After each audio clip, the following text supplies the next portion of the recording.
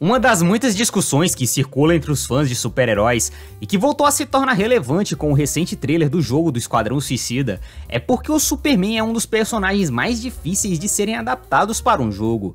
Apesar de ser o super-herói mais icônico de todos os tempos, o Superman ainda não recebeu um jogo que seja realmente bom e que esteja à altura de jogos como a franquia Batman Arkham ou os jogos do Homem-Aranha, com alguns chegando a dizer que os poderes do personagem tornam isso quase que impossível. Mas eu não vejo dessa forma. E apesar de ser uma tarefa difícil levar as habilidades do Kryptoniano para os consoles, eu acredito fortemente que não estamos muito longe de ver isso acontecer. E por isso, nesse vídeo eu separei 5 itens cruciais para fazer com que o jogo do Superman dê certo.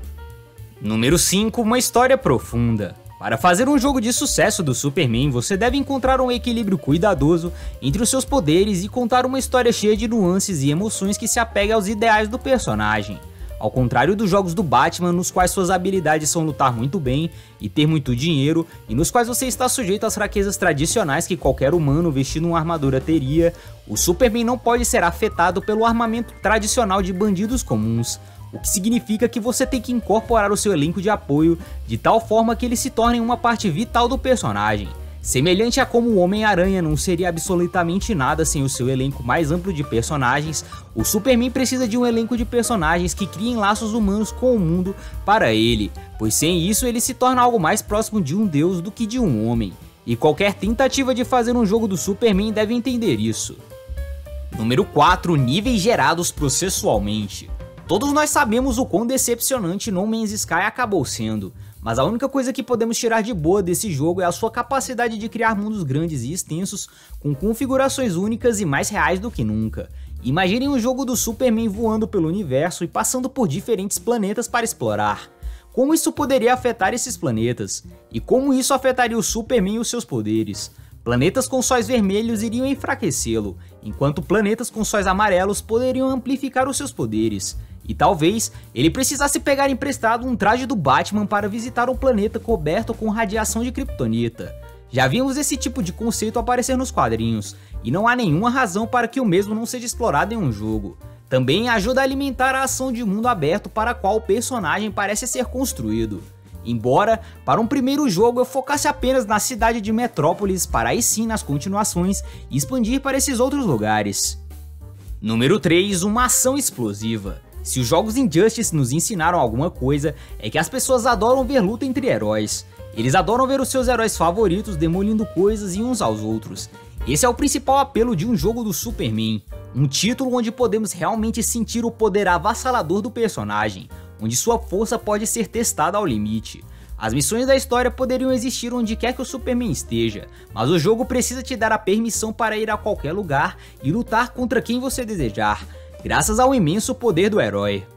Número 2, decisões moralmente complexas. De fato, permitir que os jogadores tenham todos esses poderes diferentes também deve permitir que eles escolham um tipo de Superman que eles querem ser.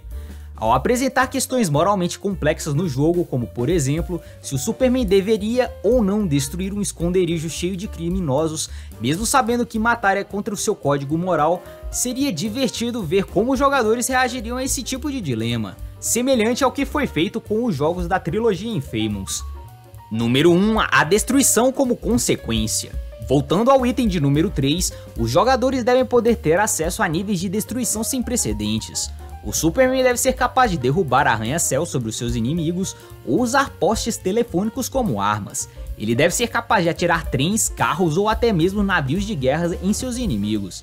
E esse tipo de jogabilidade destrutiva poderia estar atrelada à parte das decisões morais que eu citei no item anterior. Este deveria ser um jogo onde algo pode ter significado, mas ainda ser destruído em um piscar de olhos, porque é isso que o Superman pode fazer, mesmo que em sua essência ele não faça. Você tem que ter esse tipo de escolha no jogo.